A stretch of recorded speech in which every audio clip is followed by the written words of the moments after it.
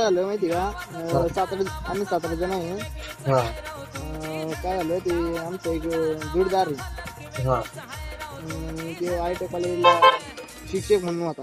म्हणजे आता त्याचं काय झालं त्याला काढून दिली.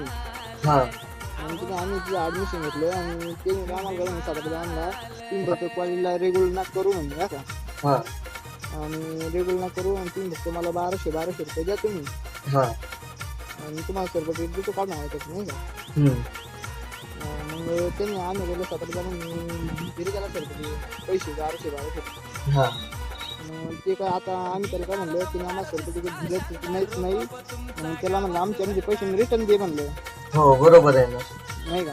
हो मग ते आम्हाला सांगतो उद्या देतो परदेशी ना, आताच माझे पैसेच नाही ना असं तुझं नंबर आहे का? फोन केला का आम्ही.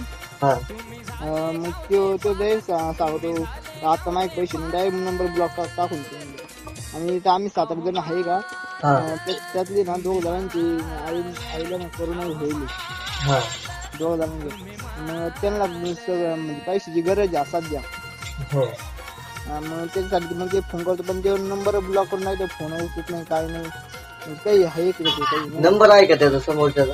हा नंबर आहे ना माझ्या. हॅलो हॅलो अमोल काय सर आहेत का? हो ते मुलांचं काय आहे? कोणत्या? ते 1200 रुपये घेतले होते तुम्ही. हो सांगा 20 तारखेला.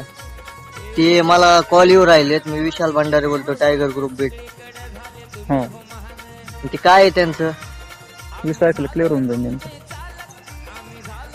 तुम्हाला गरीबाचे पैसे घेतात, आता ते पैसे मागतात, पैसे पण रिटर्न द्यायनात. मग काहीतरी करा ना, दोन्ही पैसे द्या ना त्यांना. होईल ना 20 तारखेला होईल. 100% होईल का? हो तेच म्हटलं, नाही तर डबल कॉल करायला लावू नका. नाही होऊन जाईल.